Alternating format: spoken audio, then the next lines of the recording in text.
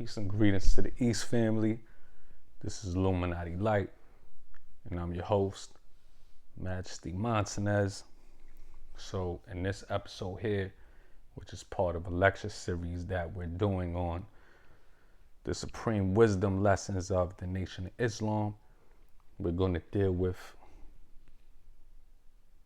what is known as the year one of the Islamic calendar in the Nation of Islam teachings, known as the supreme wisdom. Now, if you want to read these lessons, all you have to do is buy the book, The Supreme Wisdom, because it's been published, Anyway, before I begin, I want it to be understood that none of what's being presented here is meant to discredit the Nation of Islam or anything to that effect. These teachings called the Supreme Wisdom Lessons helped a lot of us growing up, including myself. As a young man, I encountered these teachings and they were very helpful to me. But we're going to be doing a series of lectures on these teachings because they're important to be familiar with if you're involved in the work of enlightenment, especially if you're doing that work in the urban areas, right? So we're going to get into these teachings here, and here on this episode we're going to deal with a contradiction in the lessons. Now, don't take that to mean, again, that we're discrediting the Nation of Islam and the work of the Nation of Islam. We're certainly not. This is just something to keep in mind when you study these lessons, right? So we'll vibe more, or we'll build more as we progress. So in the supreme wisdom of the Nation of Islam, in the lost found Muslim lesson, excuse me, in the lost found Muslim lesson, number 1, question 4, the year 1 of the Islamic calendar according to the Nation of Islam is mentioned, and I'm going to tell you what that year is. And I'm going to demonstrate that there's a contradiction overall, right, in these main lessons of the teachings of the Nation of Islam. So, in question number 4 of Lost Found Muslim lesson number 1, remember that these lessons, according to the supreme wisdom, quote unquote, itself, these lessons were written and they were written by Master Farah Muhammad and answered by Elijah Muhammad, right? In the year 1934. So let's get into question number 4 of the Lost Found Muslim lesson number 1, and what this tells us about the so-called year 1 of the Islamic calendar according to the Nation of Islam teachings. All right, so question 4 asks, why did we run Yaqub and his maid devil from the root of civilization over the hot desert into the caves of West Asia, as they now call it, Europe? What is the meaning of you and rope? How long ago? What did the devil bring with him? What kind of life did he live? And how long before Musa came to teach the devil of the forgotten technology? And here's the answer. Because they had started making trouble among the righteous people, telling lies. They accused the righteous people, causing them to fight and kill one another. Yaqub was an original man and was the father of the devil. He taught the devils to do this devilishment. The root of civilization is in the Arabian desert. We took from them everything except the language and made him walk every step of the way. It was 2,200 miles. He went savage and lived in the caves of Europe. U means hillsides, and rope is the rope to binding. It was 6,019 years ago. Musa came 2,000 years later and taught him how to live a respectful life, how to build a home for himself, and some of the technology that Yaqub taught him, which was devilishment, telling lies, stealing, anyhow to master the original man. Musa was a half original, a prophet, which was predicted by the 23 scientists in the year 1, 15,019 years ago today. So, something you need to understand when you're dealing with these lessons is the Arabic names mentioned. Now, in Islam in general, and the religion of Islam, the prophets that you'd be familiar with in the religion of Judaism and the religion of Christianity, those names have Arabic counterparts. So when you see Yaqub mentioned here, Yaqub is the Arabic name for the prophet Jacob, who's of course a mythological character. And Musa is the Arabic name for the prophet Moses. This is important to note in this religious mythology so that you can do your own studies and come to understand what these religious myths teach. So anyway, according to this particular question and answer here, we are told that year 1 of the Islamic calendar is 15,019 years ago today. Now remember what I said, these lessons were written in the year 1934, right? So in order to find out what this particular question and answer is telling us is year number 1, what you have to do is subtract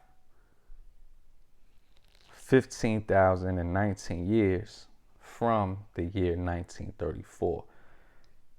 And when you do that, you're going to come up with the year 13,085 BC of the common calendar. Just do the math for yourself, right? Okay, so therefore, according to that question and answer, according to what Elijah Muhammad taught, the year 1 of the Islamic calendar is 13,085 BC, right? Now, in Lost Found Muslim lesson number 2, which Elijah Muhammad also claimed was written out by Master Farah Muhammad, who, according to the Nation of Islam teachings, is supposed to be God in person. Elijah Muhammad gives a different year for the year 1 of Islam. So let's read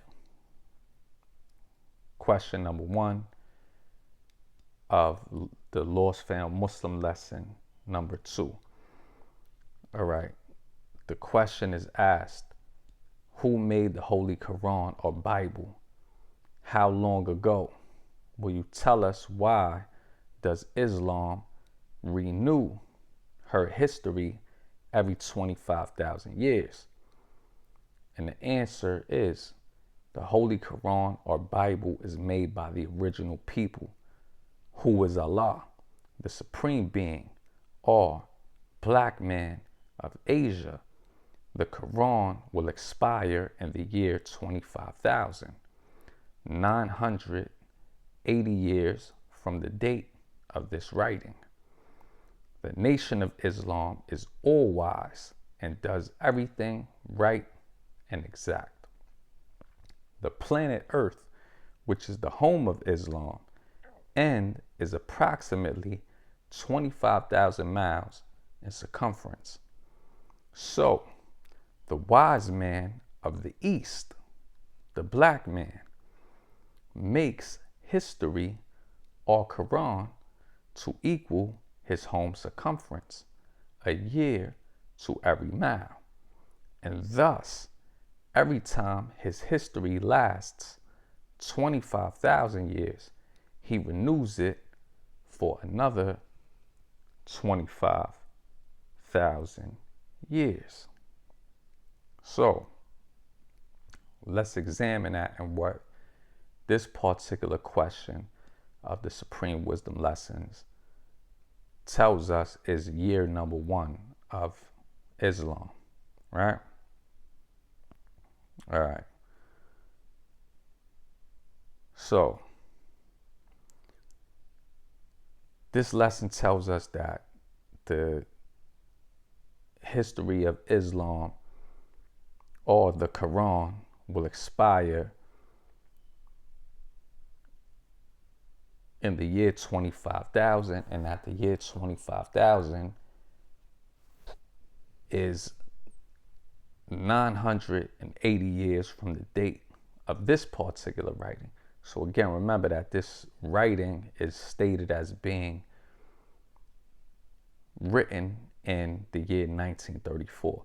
So in order to find out what this question and answer is claiming to be the year 1 of Islam, all we have to do is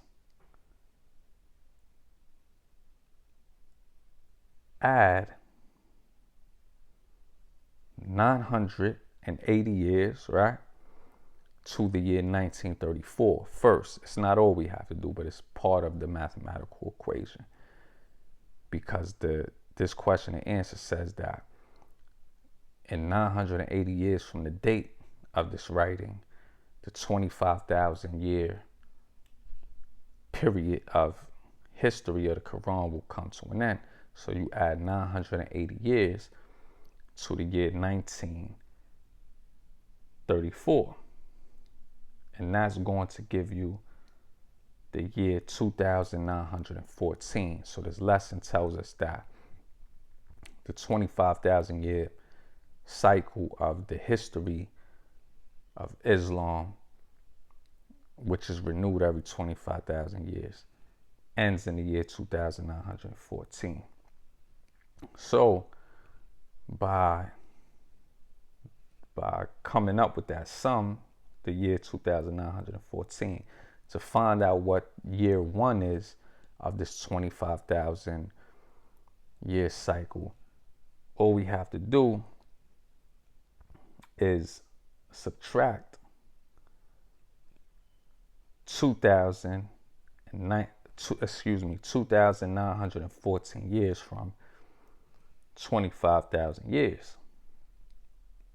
So when we do that, what we wind up with is the year 22,086 BC as being the first year in the history of Islam in a 25,000 year cycle. So it brings us to year 1 being 22,086 BC. Do the math for yourself. Don't take what I'm saying on face value. Use your calculator or get a pen and a piece of paper and do the math. So as we see, if you're paying attention, Lost Fam Muslim lesson number 1 says that year 1 of Islam is 13,085 BC, whereas Lost Found Muslim lesson number 2 tells us that year 1 of Islam is 22,086 BC. So what is year 1? Which one is it? 13,085 BC or 22,086 BC? So that's a clear contradiction. Now, if we go to this same lesson, Lost Found Muslim lesson number 2, questions 24 and 21, we have the same question being dealt with. What is year 1 of Islam, right? So let's go to that.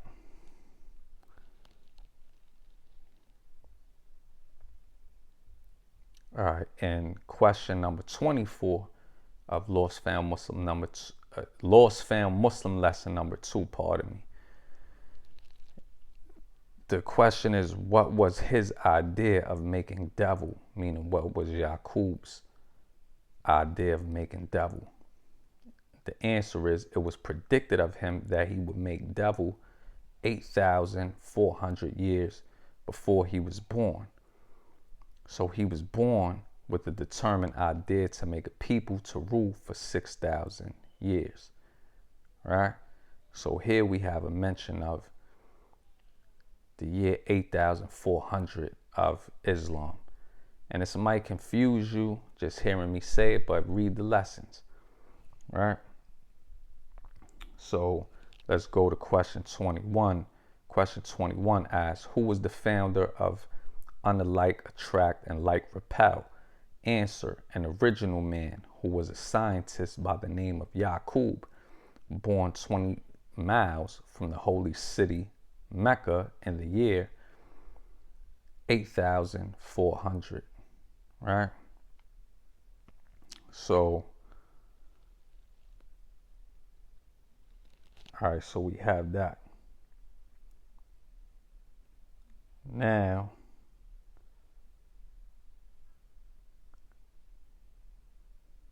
the thing we want to keep in mind, pardon me for 1 second.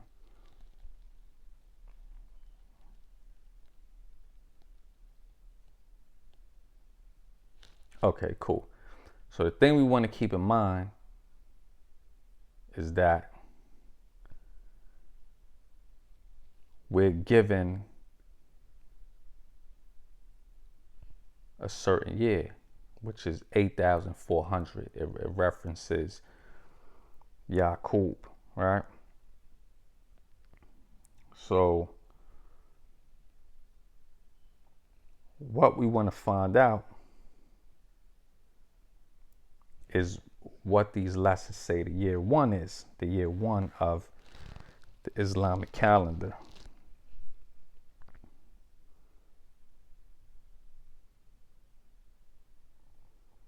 So anyway, according to, let me read question number 26 also, pardon me, because we have to read that. All right, it says, what year was that, right? Meaning, what year did Yaqub make the devil? Question number 26 of Lost Found Muslim lesson number 2, it says in the answer, it was in the year 8,400, which means from the date of our present history of Quran, or about 2,600 years before the birth of Prophet Musa, right? So here we have a reference to the year 8,400 from the date of our present history of Quran. And I already explained what the history of Quran is, according to the lessons, a 25,000 year period that renews itself every 25,000 years. So keep that in mind because you'll have to use that. So with that being stated, if we apply those questions and answers that I just gave to you from Lost Found Muslim lessons number 2,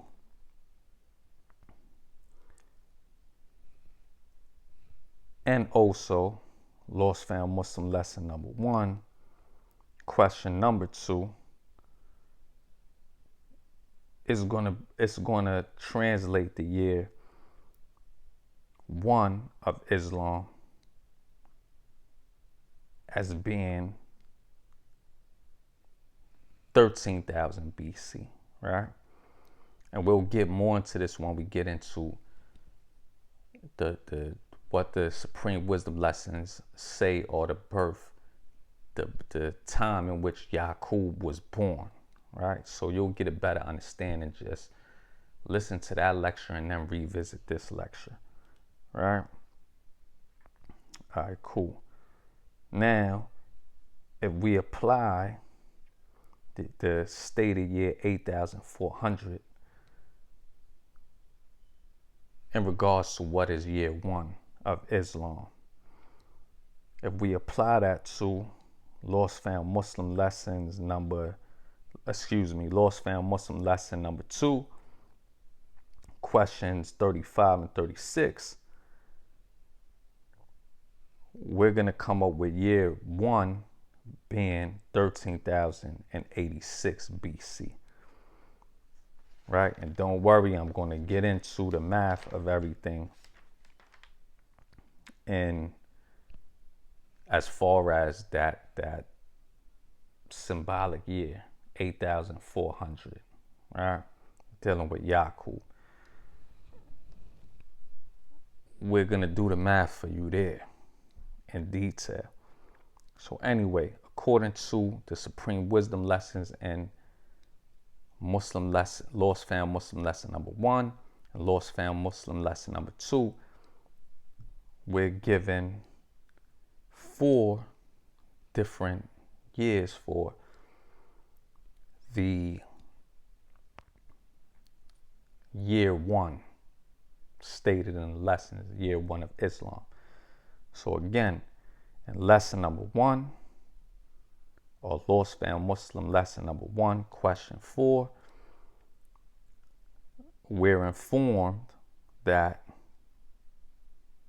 13,085 BC is year 1 in Islam. In lesson number 2, Lost Found Muslim lesson number 2, question 1, we're informed that 22,086 BC is year number 1 of Islam. And Lost Found Muslim lesson number 2, Lost Found Muslim lesson number 1, question 2, and Lost Found Muslim lesson number 2, question 26, we're informed that 13,000 BC is the first year of Islam. And then in Lost Found Muslim lesson number 2, questions 35 and 36, we're informed that the year 13,086 BC is year 1 of Islam. So we're given 4 different years as being year 1. So we have to ask ourselves the question, is year 1 of Islam 13,085 BC? Is it 22,086 BC? Is it 13,000 BC? Or is it 13,086 BC? Now, when you're dealing with these lessons, they deal with approximations. Lost Found Muslim lesson number 2 tells you, according to what Elijah Muhammad wrote, that the answers are given as being very near correct. However, he says in the answer to question number 1 of Lost Found Muslim lesson number 2, that the Nation of Islam is all wise and does everything right and exact. So again, we have a contradiction between what is year number 1. Now, if we look at 3 of those 4 years for the year 1 that are claimed as being year 1 by Elijah Muhammad, if you use approximation,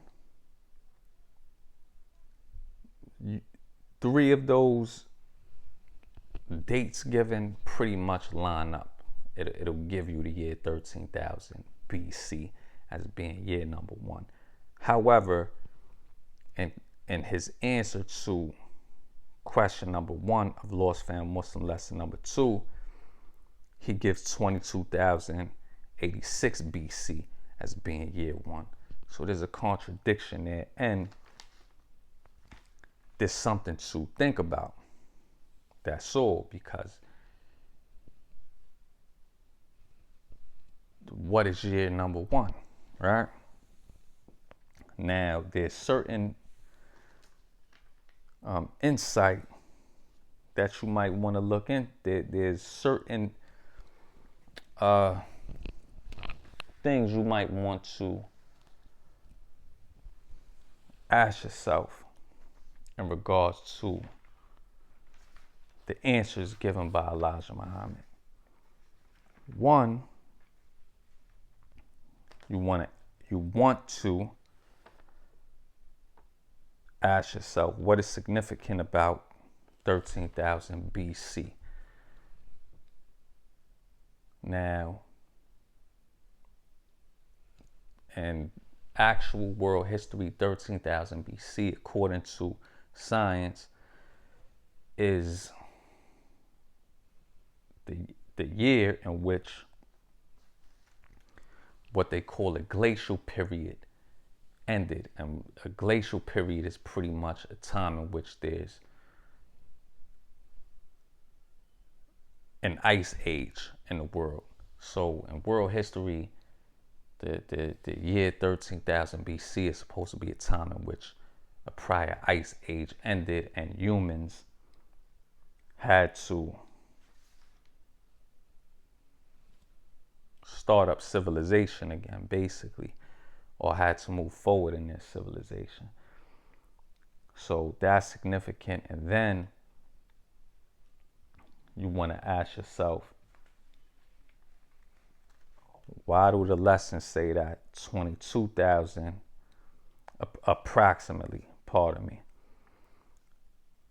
why is 22,000 BC considered the year number one?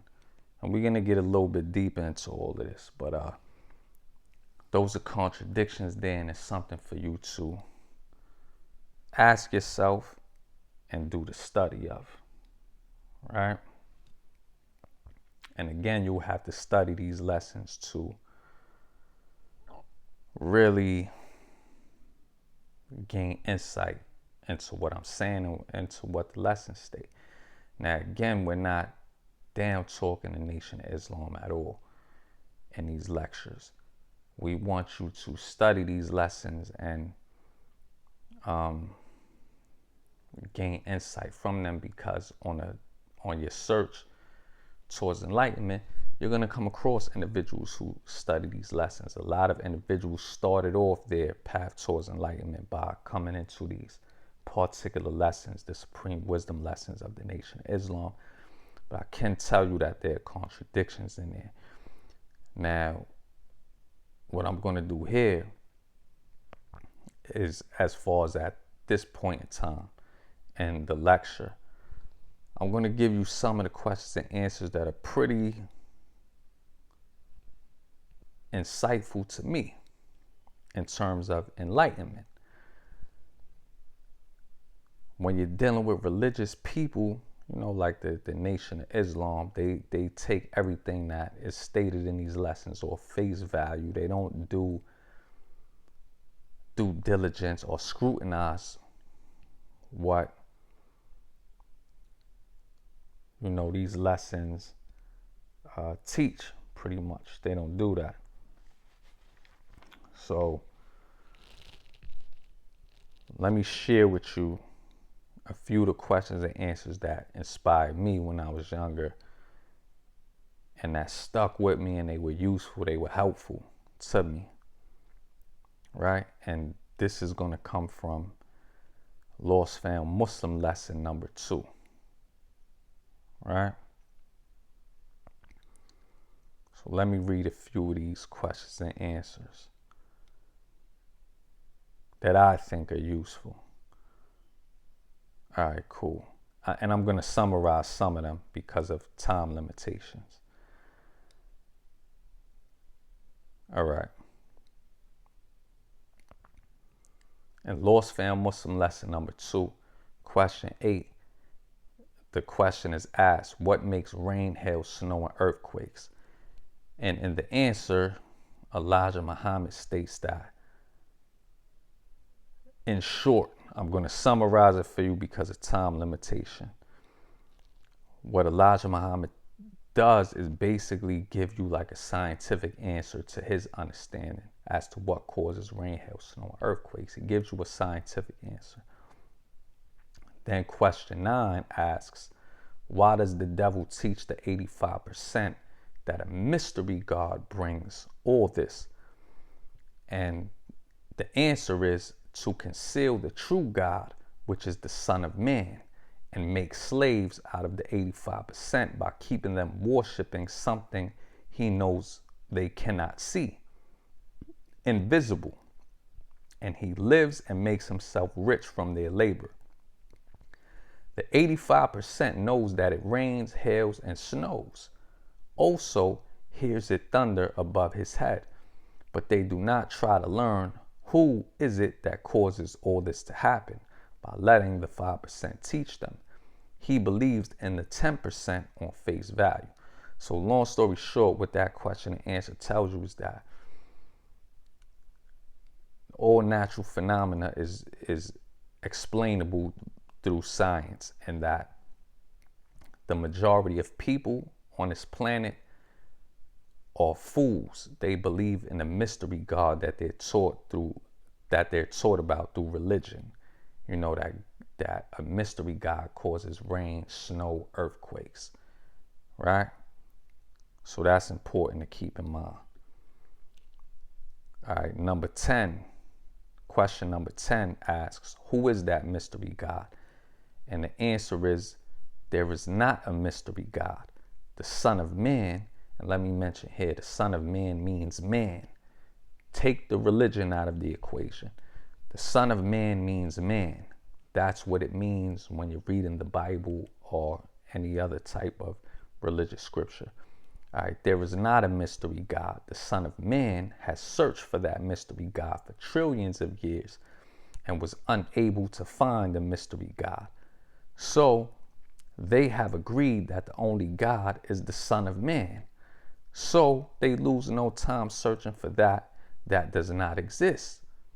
Deep.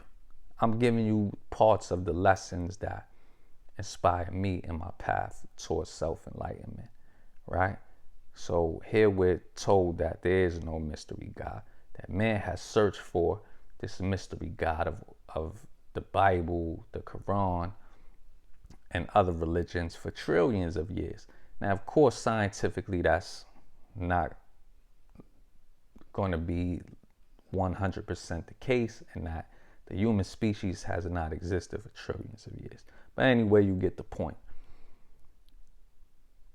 All right. Number 11, question 11 of Lost Found Muslim lesson number 2 asks, will you sit at home and wait for that mystery God to bring you food? And the answer is emphatically no. Question number 12 asks, tell us why the devil does not teach that. And the answer is because he, meaning the devil, desires to make slaves out of all he can so that he can rob them and live in luxury. Then question number 13 asks, what brings rain, hail, snow, and earthquakes? So it reiterates a prior question that we dealt with. And the answer is, they continue daily to teach the 85% that all this that you see, such as rain, snow, hail, and earthquakes, comes from that mystery God that no one will ever be able to see until he dies. This is believed by the 85%. The 10% know that when man dies, that he will never come back and tell the living whether he lied or not, because the dead is never known to return from the grave. All the history of Islam never reveals anything that no man had ever been able to come back from a physical death. But there is a chance for mental death because the lost fan was once dead mentally, and many of them revived from it. But they were not physically dead, only mentally. So that answer is very insightful. It tells you that the majority of humans believe that there's this mystery God who's a personality that creates natural phenomena, so on and so forth, and that there's a group of humans that make up 10% of the human population. And remember, these things were written in 1934. That there's a population that makes up 10% of the human race that knows that a human being, when a human being dies, does not return from the dead, to tell the majority of humans whether the preacher in the church or the imam in the mosque lied to them, that there's a heaven or hell that you go to when you die. So the gist of it is that a wise man sees through that. Like, nah, nobody returns from a literal grave to tell you whether what organized religions taught you is true or false. Nobody comes back from the dead. So it tells you there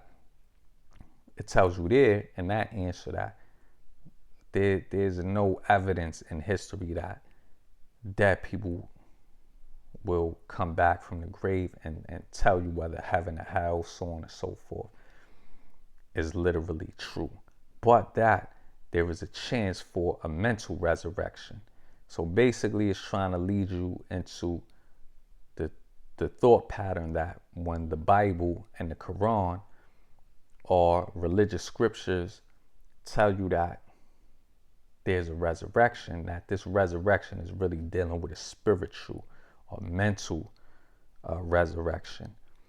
And then question number 14 asks, who was the 85%? Meaning the 85% that are mentioned in the prior questions. And the answer is that the 85% are the uncivilized people, poison animal eaters, slave for mental death and power, people who do not know the living God or their origin in this world, and they worship that they know not what, who are easily led in the wrong direction but hard to lead in the right direction. So that's the masses that you see. And we can agree that even in modern times, it's the year 2020 now, the majority, we don't have to necessarily say it's literally 85% of the population, but certainly the majority of humans in our day and time now are what this lesson describes. Individuals who are dumb, basically dumb, deaf, and blind, uncivilized. They have no knowledge of self, and they're easy to lead in the wrong direction, but hard to lead in the right direction. Question 15 asks, who was the 10%? And it's referring to, again, the 10% that are mentioned above. Above meaning in the prior questions and answers that we dealt with. And the answer is that the 10% is the rich, the slave makers of the poor, who teach the poor lies, to believe that the Almighty, true and living God is a spook and cannot be seen by the physical eye, otherwise known as the bloodsuckers of the poor. So here we have the idea that there's a minority, quote unquote, population of humans who are rich, and they turn the poor into slaves based on the ignorance of the majority of people. And they teach these people lies. What they teach them is to believe that God is a ghost. God is invisible somewhere in the heavens, and you can't see God, and so on and so forth, right? But that this is a lie. All right. And question number 16 asks, who is the 5% in the poor part of the earth? And the answer is They are the poor righteous teachers who do not believe in the teachings of the 10% and are all wise and know who the living God is and teach that the living God is the Son of Man, the supreme being, the black man of Asia, and teach freedom, justice, and equality to all the human family of the planet Earth, otherwise known as civilized people, also are Muslim and Muslim sons. Right? So what that question and answer is bringing to your attention is that the smallest minority of humans in terms of knowledge,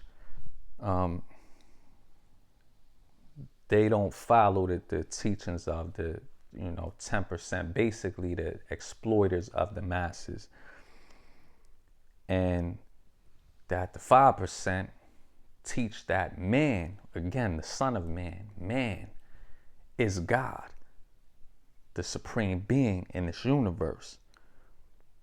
And that this minority population, teaches freedom, justice, and equality to all the human family of the planet Earth. And that these are the individuals that are civilized. Then it says they are known as Muslims and Muslim sons. Now, keep in mind that this is not Orthodox Islam that these lessons are dealing with. And we could get into what Muslims and Muslim sons represent in this particular lesson here, that we've been going over. So those particular questions and answers that I shared with you from the supreme wisdom lessons of the Nation of Islam are particular questions and answers that were helpful to me, myself, and my spiritual journey, as well as to a lot of other individuals. When I was a young man and I really didn't grasp those concepts, I thought, nah, man, how could man be God? Because I was taught a concept of what God is, the type of concept of God that you'll hear in your local church or in, your local mosque.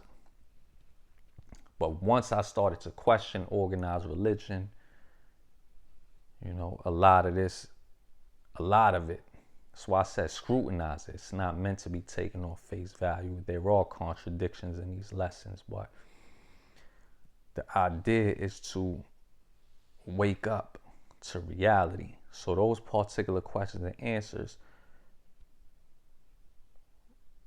had a lasting impact upon me. Later on, I came to realize that, wow, there is certainly a lot of truth to that. There is no mystery God. That's a figment of man's imagination. And organized religions, and even the Nation of Islam does it nowadays. And they were doing it for a while, even though you have truth in their lessons, exploiting the dumb, deaf, and blind, to have them believe in a mystery God and to not find that they themselves are God. So this is deep. If you really, ask questions in regards to those questions and answers, a lot of it certainly makes sense. A lot of it certainly makes sense. Religions are used to exploit people, to have them believe in an unseen supreme being that really there's no evidence of the God that is taught by your typical organized religions. There's really no evidence there. And you have individuals who exploit the masses, and get them to believe in the dogmas and doctrines of organized religion. So it's pretty deep. So anyway, with that concludes the lecture. It's something for you to look into. We're going to do some more lectures dealing with the supreme wisdom lessons of the Nation of Islam. And we're going to point out contradictions in it, but also we're going to extract that which is good. in those particular teachings. So we're going to go through, Yaqub, as far as the story of Yaqub and the Nation of Islam, supreme wisdom lessons, what that means. We're going to go through a certain series. So if you want to see more, let us know. Leave your comments and tell us, and we'll continue to film these lectures. But again, it's important on the spiritual path, especially as a Freemason, to be familiar with the different religious teachings of all of the significant religious movements that exist, to pick these things apart on your spiritual journey, to question things. That's what this is really about. So with that being said, I hope you enjoyed the lecture. Leave your comments, and we're going to continue on from here. Peace, love, blessings. Stay strong in these times. You'll get through it. You'll get through it. Just stay strong and focus. With that, peace.